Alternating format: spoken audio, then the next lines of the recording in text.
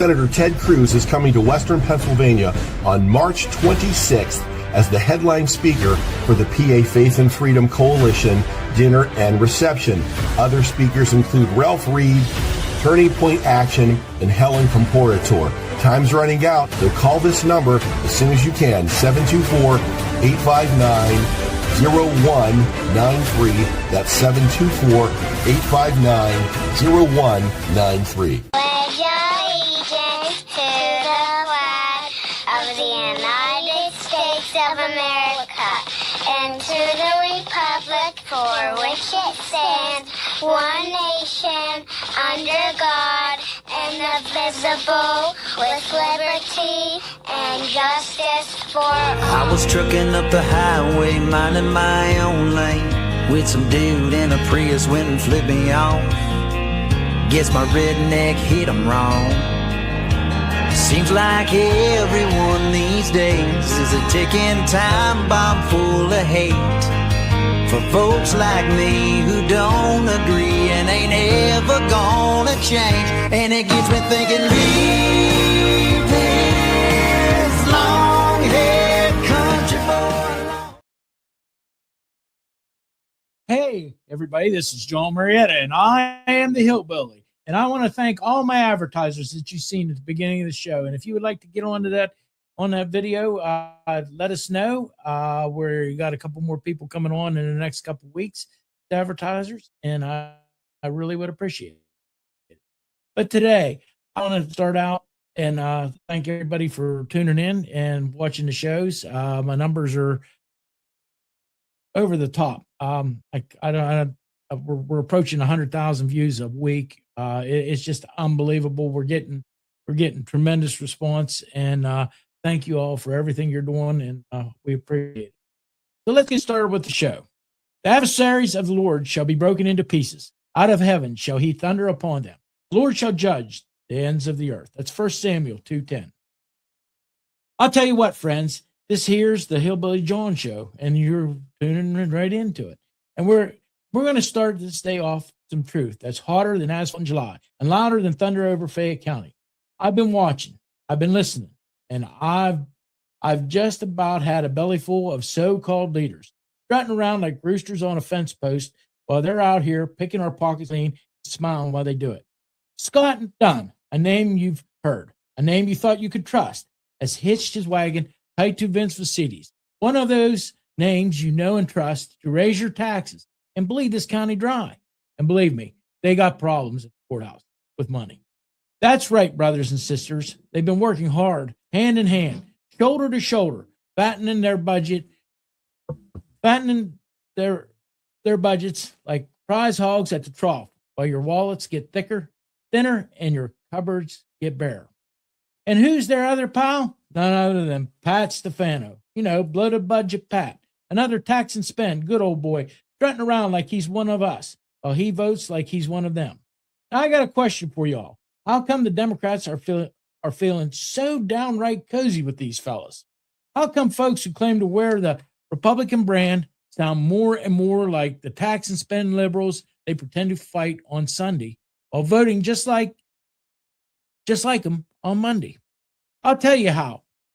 Because when it comes to wasting your money, they're all singing from the same hymnal, humming the same swamp song, passing the same collection plate with your hard-earned money, hard-earned dollars in it.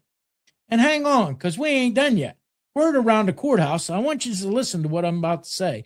Word around the courthouse is that FAPEN, that fancy economic development group that's supposed to be helping the people, might be looking to use your tax dollars to fund a slick little campaign, a shiny media campaign to dress these same politicians up like heroes of the people.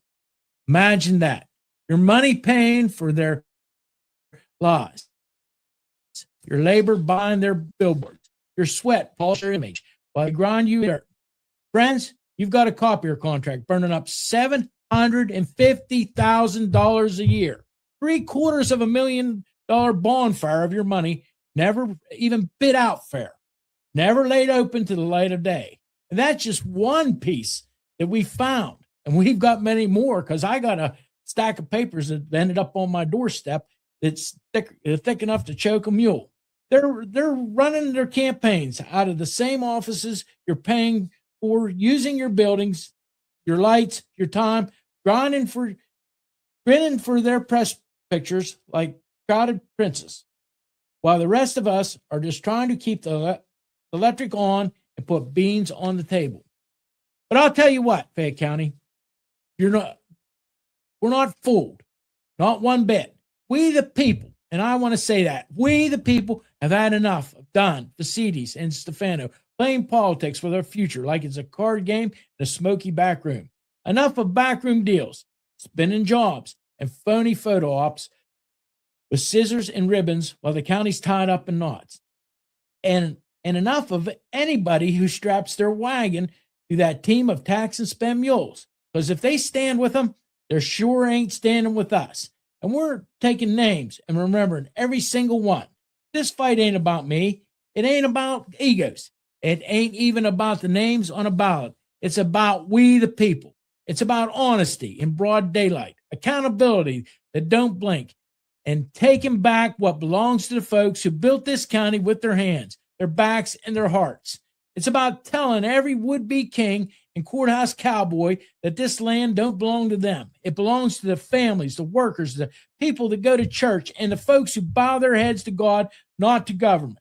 So you better believe me when I say it. There's a reckoning coming. The good people of Fayette County are standing up, speaking out, and this time we ain't backing down.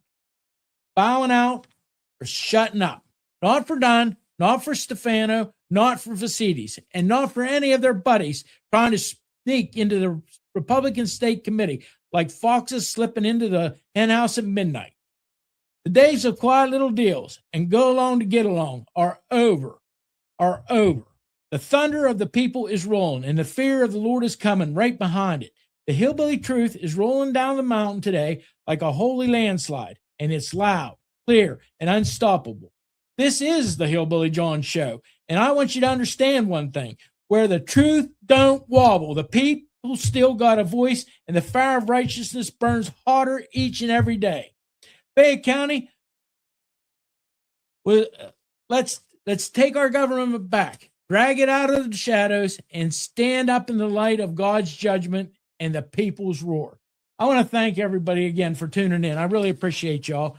I wrote that the other night, and I tell you, it kind of sounds like a Baptist preacher on a Saturday night, but I it's to the point now where enough is enough. And now they're trying to sneak all these people into the Republican State Committee that have done nothing for Fayette County. Nothing. The people that were on the state committee did nothing for Fayette County. The people that they're trying to get in there aren't going to do anything for nothing. And besides that, some of them are already holding offices. So how are they going to be on the state committee? How are they? The state committee isn't about funding people for higher political office. And that's what these people are going to try to use it for. They're not going to try to use it as our voice in Harrisburg. They're going to try to use it for their own agenda. And I'm tired of it. I'm tired of it, and it's time we take back what's ours. I got Larry Daugherty here with me today. Larry's part of the Veterans Farmers Network, and I got that right. I know I did. I really appreciate Larry coming in. It was a last-minute thing. We had some things going on today, and we're gonna get them taken all. We're gonna get them all taken care of. It looks like, but we're running a little bit behind. But that's okay. Larry understands that sometimes you can feed the animals and you get back to the house and you get to eat supper on time. And sometimes you feed the animals and there's a calf got to be pulled, or there's got to be piglets that's got to be taken care of, or there's sheep are real tough when they I know they're like you almost got to have a maternity ward set up for sheep. Yeah. But you know what? You think about it. Shepherds in the day, they just walked around. I mean, they walked all over the country with their sheep, and they had sheep. But I think we spoiled them too much in our country. Australians, I don't think, do that. But Larry, I appreciate you coming in. You're on the ballot for state committee. It feels good. Actually. So is Dale Custer. Yep. And so is our good lady. Melanie Stringhill Patterson. And we're gonna have Melanie on in the next few days or weeks, maybe. maybe we'll do a podcast with her before the end of the week and put it out there. Larry was close by today, and he was driving by, and I snagged him, and I said, "It's time for you to come." I said, "You got to come over because we got some things to do."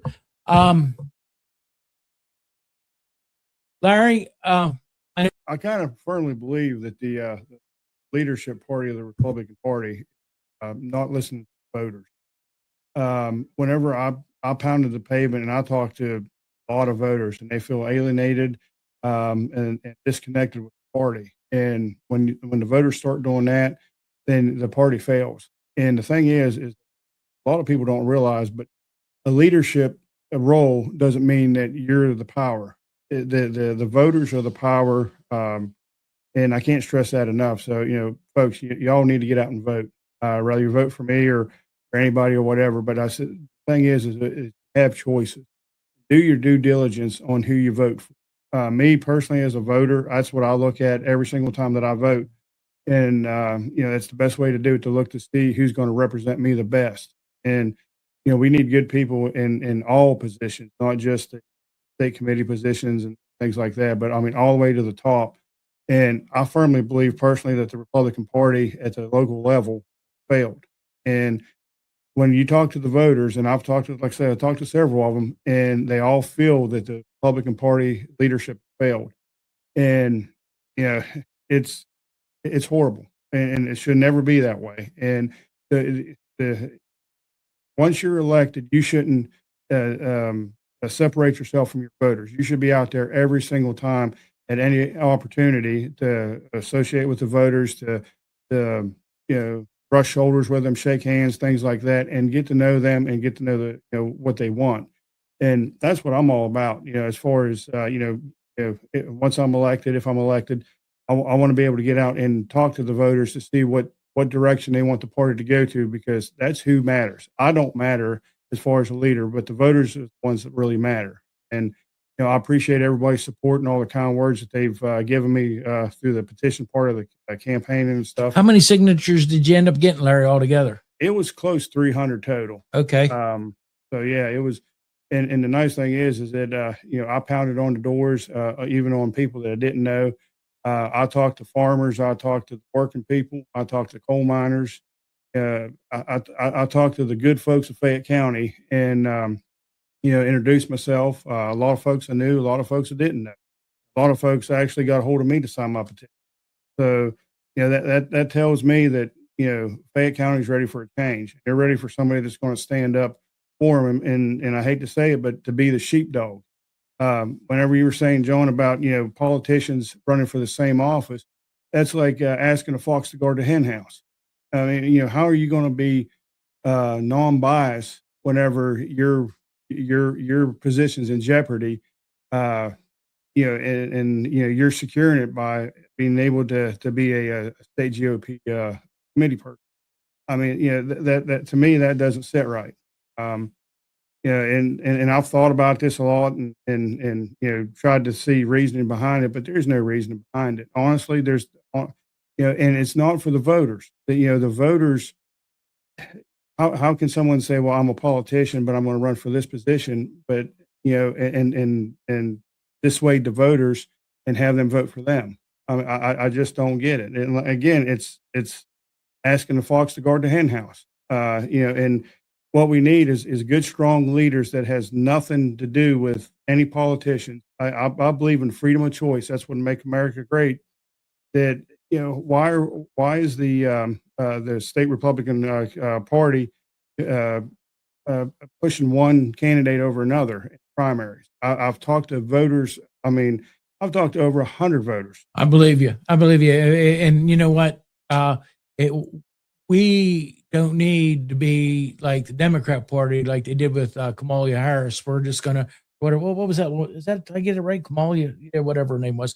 Anyways, that just pick her to be run for president. I mean, and that's what they actually did. She didn't get not one vote in the primary. So we'll just, but we realize that Joe Biden don't stand a chance. So we're going to, of course, he doesn't even know where he's at. He thinks, I seen he thought he was, him and Corn Pop was on their way to Ireland today or something. But anyways, but That's what Trump was saying. Anyways, so anyways, I thought that was pretty funny. But let's think about this. We're supposed to be able to vote for somebody in the election. I mean, not you just don't pick. So then why come out for the primary? See, I mean, that's what they're after. They don't want nobody to come out for the primary. And every single voter I've talked to, and I've talked to probably a couple hundred of them over the past petition signings and things like it, and they said the same exact thing. They said, what's the point of coming out to a primary when you're going to push one candidate and not push anybody else? The primaries are for the voters. I mean, and people don't realize a lot of times that the primaries are very important, but they are. And the more and more, I'm not a politician, Lord knows I'm not. And but the thing is when you get more involved in this stuff, that you realize how important the primaries are, and then you start realizing what the party's doing, and the party is not abiding by the voters' wishes. I can't stress that enough. One of the things I will tell you that the leadership in the party has left this get out, the whole thing get out of hand, because I mean, let's face it, you have your ideas, whoever you're running against has their ideas, and that's what needs to be put out there. Exactly. But instead of spoiling, just going on and just telling people lies about each other and trying to muddy the water as much as you can. You know, Festus Hagen said, and I've watched Gunsmoke. My dad loves Gunsmoke, but he says you can't clear up the water until you get the pigs out of it. So I mean, and you got to think about that. We've got a lot of pigs right now in this Fayette County Republican Party, and they're doing their best to muddy up everything, so stir the water up to make sure that you don't see it's unclear. Me and you, for a fact, didn't see eye to eye for the primary, but you called me after the election and asked me to sit down and have a cup of coffee, and we did. Yep. And once we spoke to each other, you understood where I was coming from, and the people were actually lying about me. Exactly. And the thing is too, is that you have to have an open mind to do that. And, you know, it's been so distorted nowadays that this person's the only one that's right. This person's the only one that's right.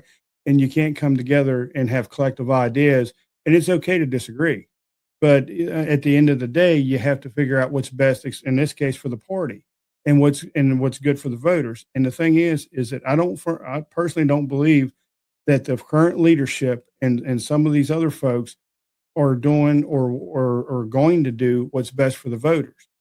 And I've talked to a couple hundred of the voters, and they're saying the same thing. And and that's a big thing right there. Well, I'm fortunate most of the time. I get to talk to a lot of the people in the county, and in fact, I talked to somebody today who was actually dead set against everything that I'm about. And I talked to him for about 5 minutes, and after it was all over, he says, "You're not no ogre." And I said, "No." I said, "We're not going to agree to everything." Yeah. But I said there's things that we're never going to agree on.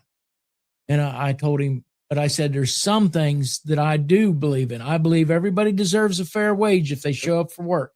I believe they deserve hospitalization.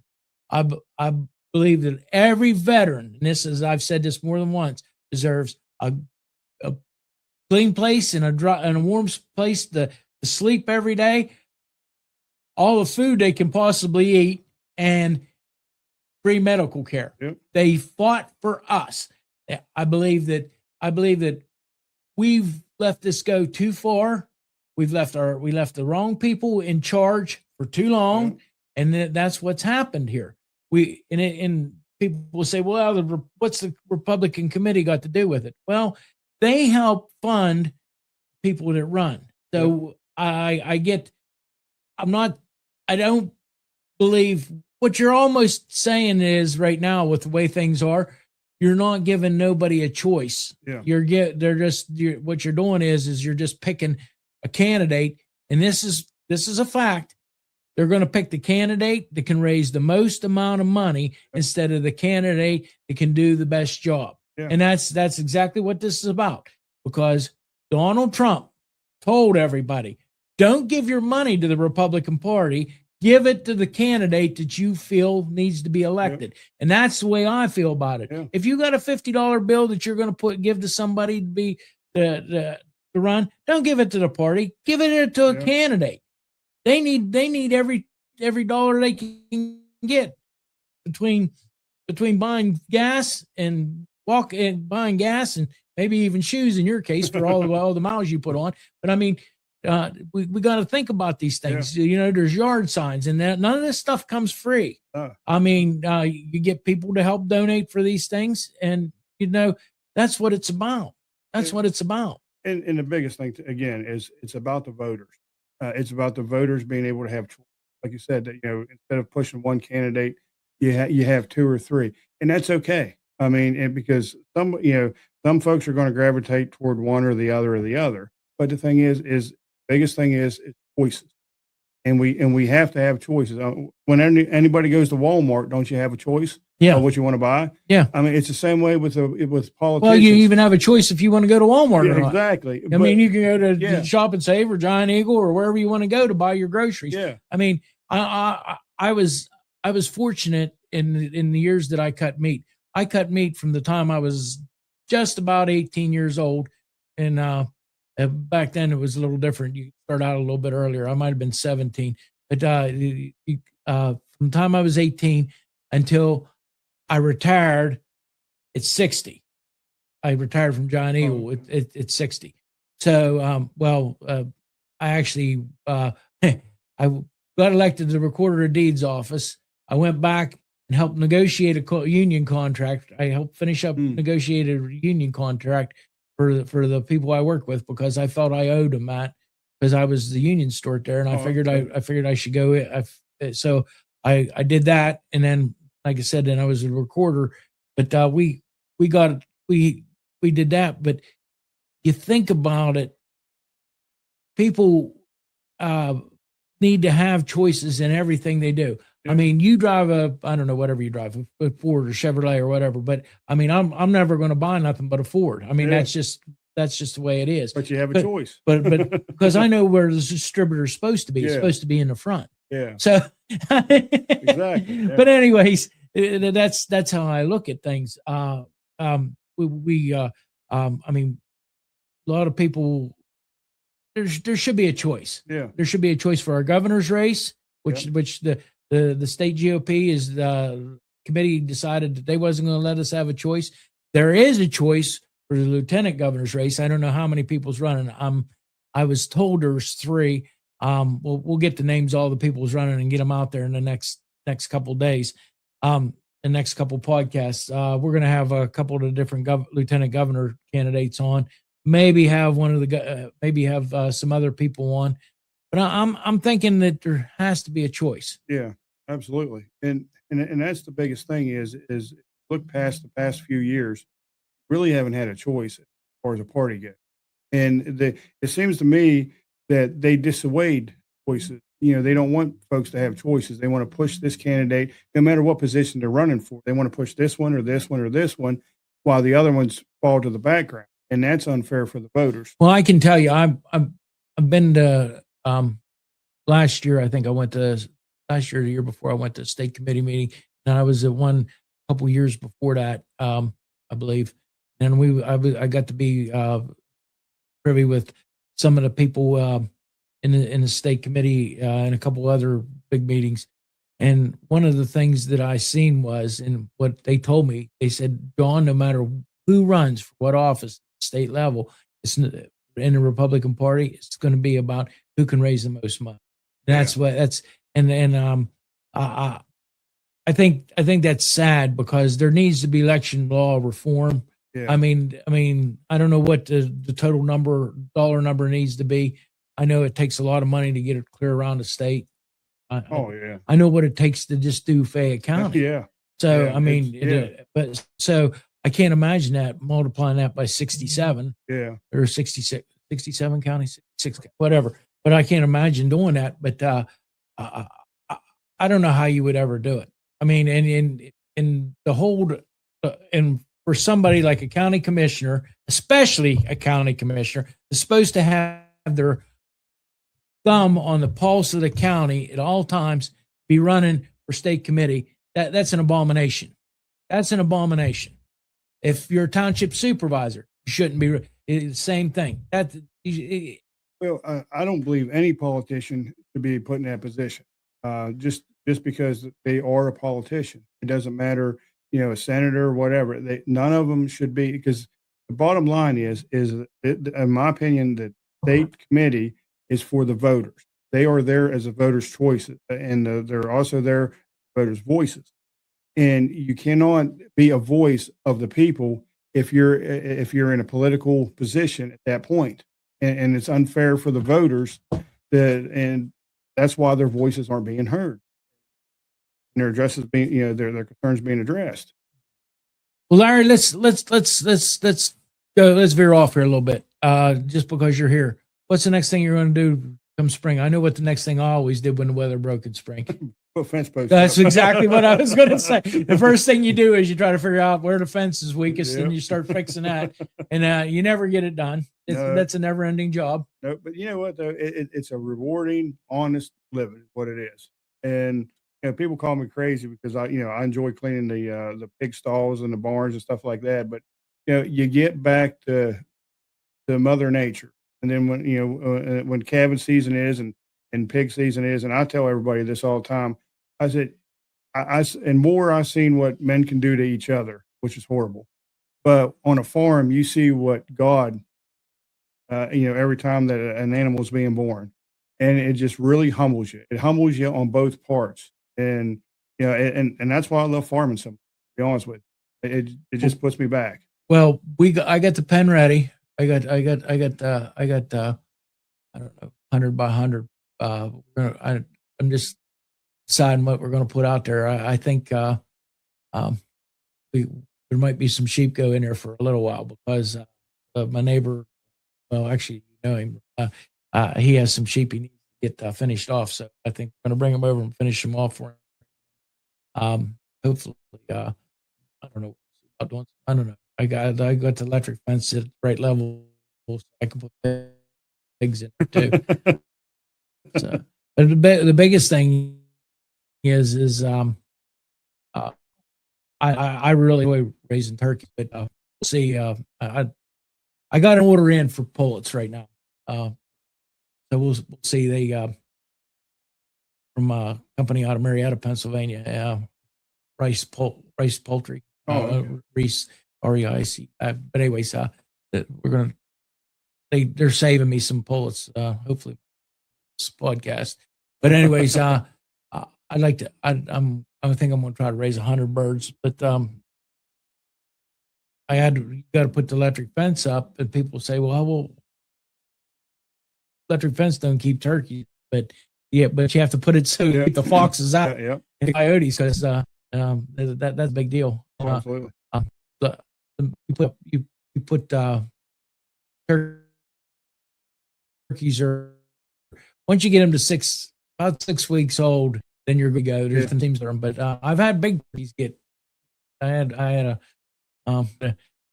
it was actually I shot 2 coyotes off of my turkeys. People still scratch their heads because I had pictures where they were laying at when I shot them, and I think about it, and I must have missed so bad I hit them. So that's just the way it is. So we're going to be putting up some fence. We're going to be probably taking care of. Won't be long. We'll be mowing hay. Yeah, fortunately, I don't do that. I'm too lazy to cut hay. I have some people that come do all my hay, and last year I think they had real close to 200 round bales. I got to deal with them. Sold almost every one of them right there. Oh, okay. Except for just a couple of them. A friend of mine took to feed some donkeys down in. Oh, okay. Yeah, and I could have probably sold more. Well, hopefully it'll be a I got year. I got 2 bales left. And my son wanted to know what I wanted to do with them, and I said, well, let's see if we get these turkeys, these sheep, and go from there. Because once they clean off the green grass, then least Gotta they have start some feeding. little bit of roughage to keep their digestive. Yep. Anyways, anything else you want to talk about today? Anything that happened? Any stories or anything about being on the campaign trail? Just yeah, just met a lot of good people, and just everybody seems real receptive about everything. They appreciate values and the ethics and morals that's coming back into Fayette County on a political track. And I've heard several people state that, well, we've never seen a politician or somebody running for office down this. I'm talking about Point Marion, Smithfield, and all those places. Too many times people are forgot about the smaller places. Everybody wants to concentrate in Uniontown and Collinsville. A lot of people there. But, we can't forget about the farmers and the good folks down around that area. Yeah, while Fayette County, I want to call it urban rural, because you have Uniontown, you have Connersville, and you have all these different little, you have all the different little patches that they mine coal in, and you get around all them places, Dawson and Vanderbilt, and well, my favorite. I was raised in Dunbar, so I like to go to Dunbar as often as I can. We try to support the fire departments with all the fish fries, and if I haven't gotten to your fish fry yet, please message me on Messenger, and I'll do my best to get there. I like baked fish the best. I will be honest about it. I was over Leckrone, in Friday night, and I'll tell you what, the people over there are doing a good job. That was, I believe, St. Mary's Church, or it was St. Mary's. I don't know what it is right now, but they had a fish fry, and I got there just in time because I told them I wanted baked fish, and they said, "You made it. We got 3 pieces left," and I said, "Okay." And I want to thank them for being so hospitable to me. And I mean, West Ring and Dunbar, and I don't know where this Friday's going to leave me. I've been to Hiller Fire Hall. I got a couple other ones we're going to try to get to before the end of Lent. And if I haven't got there, don't hold it against me, but message me and I'll get there. I know that there's a pancake supper in Smithfield this weekend, and I believe they're sold out already. They can only accommodate 200 people. Wow. So they've already sold out. The church over there, Bob Miller's church, is having a pancake supper, and invited me over there. I want to thank everybody. I didn't make it to Mill Run this weekend for the buckwheat cakes. We got tied up on Saturday morning, but I was over at Masontown at Legion. They had a cash bash over there, and they always invite me. There's a couple guys that are over there that know me real well, and it's like you say, go to all these places, and I enjoy talking to people. I mean, so I guess that's why the radio and the podcast work out so well. But anyways, hey, I want to thank you for coming in, Larry. I really do. I appreciate you taking your time out. And tomorrow's supposed to be 50 degrees, so we won't have to maybe worry about shoveling snow. Well, it's supposed to be 70 on Saturday. Well, I can tell you, it's been a lot of years ago. My father-in-law used to truck farm. We truck farm. They raised tomatoes and things. So one year we got it in our mind that we were gonna double how many tomatoes they put in. I wasn't privy to this. It was a little bit before my time. They started putting tomatoes out like the second week of April. Oh, okay. Please. And it takes a lot of newspaper to cover that many tomatoes up. But they made it. They did real good that year. But when somebody hands you a hoe and they tell you to start hoeing the garden, and you look and you can't see the end of the field, you know you've been. Of course, there's better ways of doing things now. But I often think about all the tomatoes we picked. It just got to the point where I just couldn't keep up with tomatoes.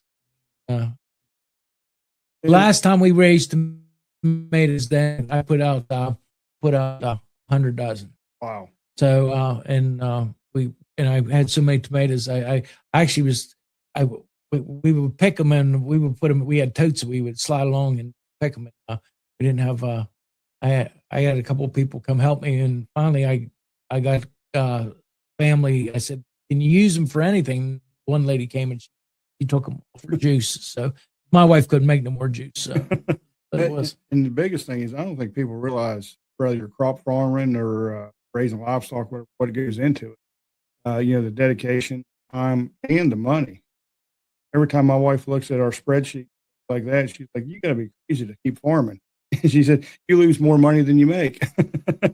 Well, I had an uncle that was in the beef business, and he kept just about 80 cows.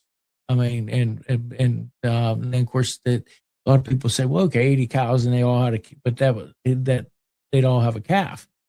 And then you had to keep heifers to replace you kept heifers. You had to raise heifers, and that's a female calf that's never had a calf, if anybody didn't know that. But they replace the cows when it come time for the cow to be too old to be bred.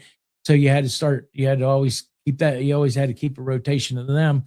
And I think about it back at the time, he was one of the few people that was able to make money doing that, because he raised all of his own. He raised everything. Oh, okay. Yeah. So I mean, that's a difference right there. I mean, when people talk about putting hay up, and he square baled almost everything.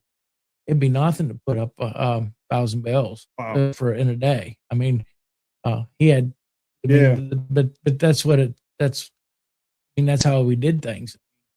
In fact, you bale hay till you'd start baling hay at, I don't know, about 1:30, 2 o'clock in the afternoon, and you'd still be unloading hay wagons at 10, 11 o'clock at night. Well, I remember years ago when I was a kid, have what's called a thrashing. It wasn't because we were bad.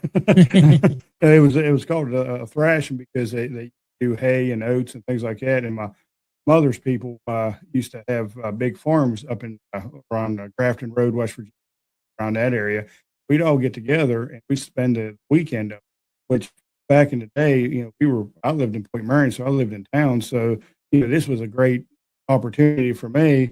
And I mean, we'd work all day and all night. And of course, the kids would stack the hay and things like that. And adults would drive the truck and run the thrashing equipment thing. And of course, now you look back on it, it's like, what was I thinking whenever I was a kid? And I thought that was fun. I like I said, we put hay up, and then I remember you'd run out of space in the barn.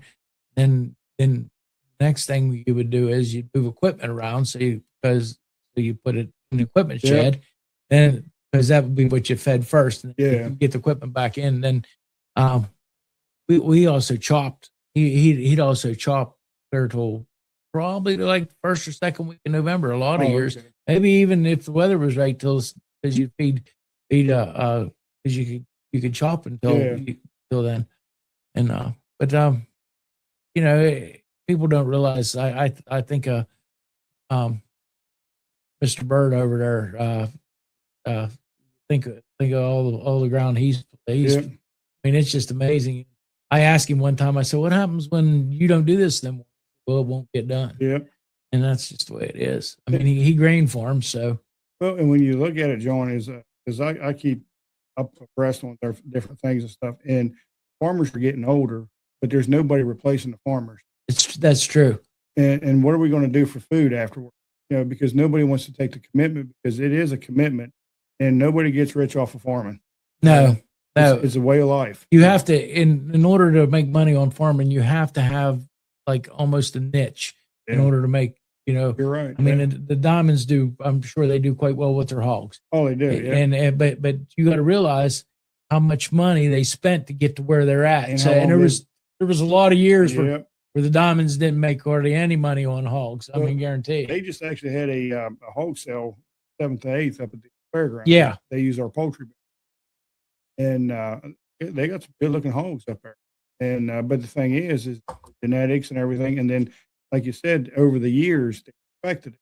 Yeah. And but the thing is, it takes years. And of course, they come from generational farming too, so that kind of helps them out a lot as far as the knowledge and everything.